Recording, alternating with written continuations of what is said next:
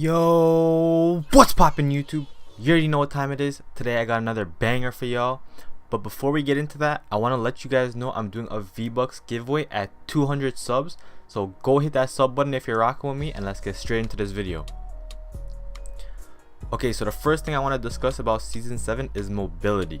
So in Season 7, Epic took out one of the most used mobility items in the game, which were Ghost Rocks. But with this, they also added a bunch of new mobility items that can get you around the map way easier.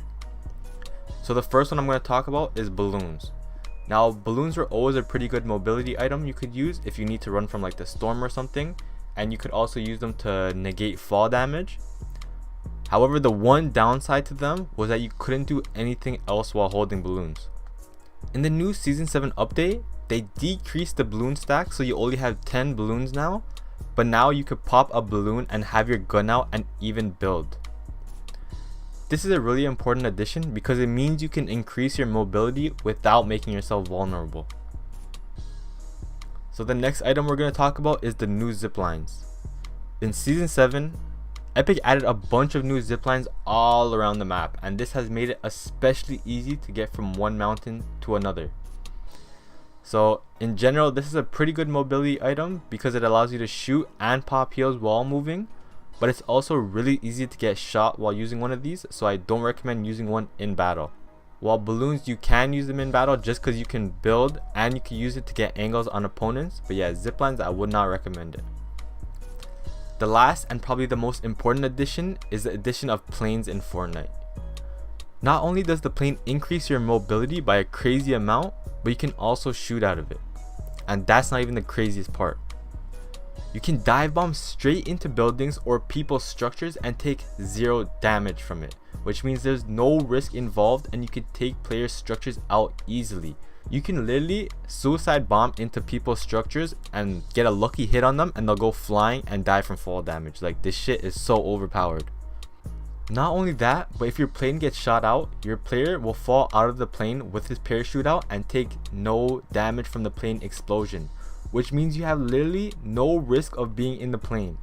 Not to mention, you could also fit 5 people on this fucking plane. Now, to be honest, the most easy and cheesiest way of winning games, I'm gonna let you guys know right now, is to just grab a plane and ride the edge of the circle the whole game. I know that sounds so fucking boring, right? But believe me, you'll get to top 5 so easily by doing this. If you're in a plane at the edge of the circle, no one's gonna be able to find you. Not to mention, even if someone does, you can easily just fly away if you don't want to engage them. Like, you literally don't have to fight them if you don't want to. And even if you get shot out, there's literally no downside because you take no damage. You could just parachute away. Like, this shit makes no sense. So yeah, that's probably the most cheesy and easiest way to win in Season 7, but that will only take you so far. Because once you're in that last circle, it'll get a little harder since people will be able to see you a lot easier and you'll most likely get shot out, which means you need to be prepared for last circle engagements. Now, the thing most players struggle with in final circles is nerves. So if you're a player that still gets nervous in final circles, then the best tip I can give you is to just get used to that feeling. If you can put yourself in that situation enough times, it'll be natural to you and you'll notice your nerves will disappear. You should also remember that majority of players have nerves in the final circle too, and you're not alone. So it's a good chance that whoever you're fighting in that final circle is just as nervous as you, unless they're a really good player, which at that point you might just be fucked. So yeah guys, just relax, calm down, and think what you can do to put yourself in a winning position. The last tip I can give you guys is to work on your game IQ and positioning.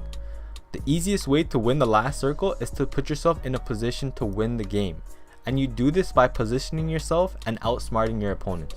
Someone could have way better gun skill than you, but if you can outposition them and outsmart them, you're gonna win that engagement 9 times out of 10. I promise you guys that.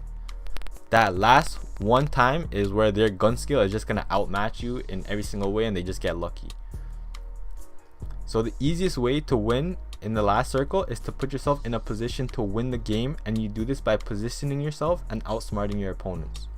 So good positioning and IQ is hard to learn though, because it's not something you can just practice in playground.